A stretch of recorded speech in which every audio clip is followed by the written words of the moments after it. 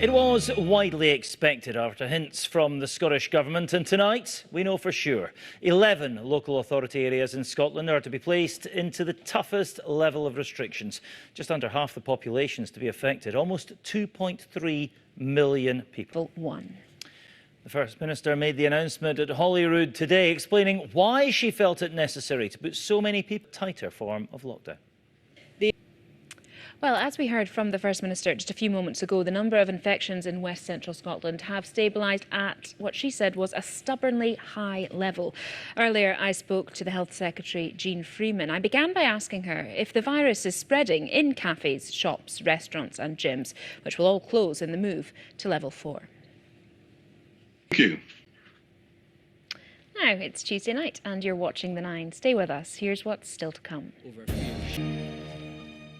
Now, you might remember we told you last night how Boris Johnson had apparently described devolution for Scotland as a disaster. It was, he said, the biggest mistake of former Prime Minister Tony Blair's term.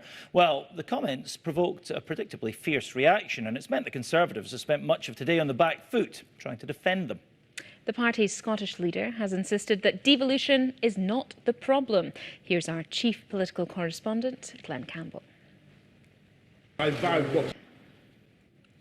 Right, let's have a look at some of the day's other news, shall we? And a Spanish businessman who acted as a go-between to secure protective equipment for NHS staff during the pandemic was paid £21 million of taxpayers' money.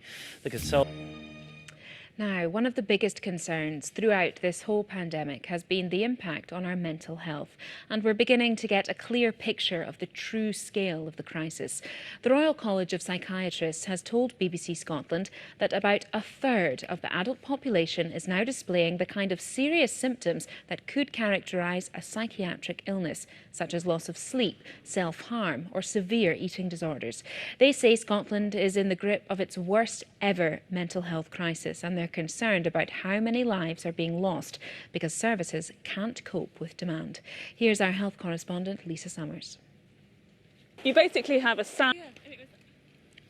Well, in the last year, all of our lives have changed almost beyond recognition, haven't they? But some realities of life under COVID still stand out as more unusual than others. Take this, for example, the idea of illegal play dates for children. Many children have been unable to play indoors with their friends for months, and that's led some exasperated parents to bend or even break the rules.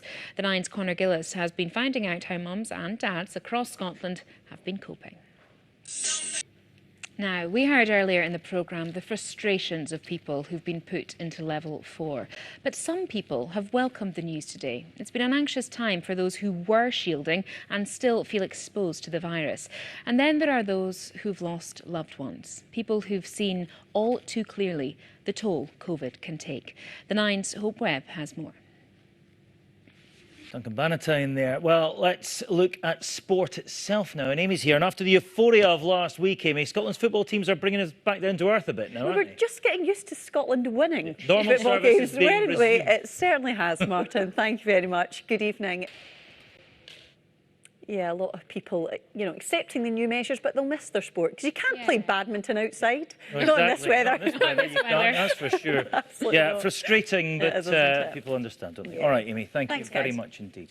Now then, according to American media reports, Donald Trump consulted senior advisers last week about options for attacking Iran's largest nuclear site. The White House hasn't responded, but advisers reportedly warned the outgoing president that any military action risked escalating into a full-blown conflict. And just hours ago, the acting US Defence Secretary announced America would almost halve the number of troops it has in Afghanistan by the end of January, as well as reducing its presence in Iraq. So, what can we expect from President Trump's last few weeks as Commander-in-Chief? Well, the very fact that we can even see those pictures in that level of clarity broadcast live from up there is astonishing. Just fantastic, isn't it? Don't even get me to think about the getting there part. I know. From space back down to Earth, though. And yeah, Chris, you're about to bring us back down to Earth with a bump, aren't you? Yeah, there's a lot of rain around, has to be said, and actually a cold snap on the way. Yes, Christine was telling us that. Wintry showers. Minus figures. Well, overnight, yes, but actually in the wind on Thursday, so around some coasts, the wind chill will be sort of -2, the gloves, the scarves, You took the words all out of my it. mouth. I was going to say hats and scarves at the ready. I think. Look at that miserable face. Oh dear, oh dear, Thank you oh very dear. much, Chris. Well, that's where we're going to end it for tonight, I think.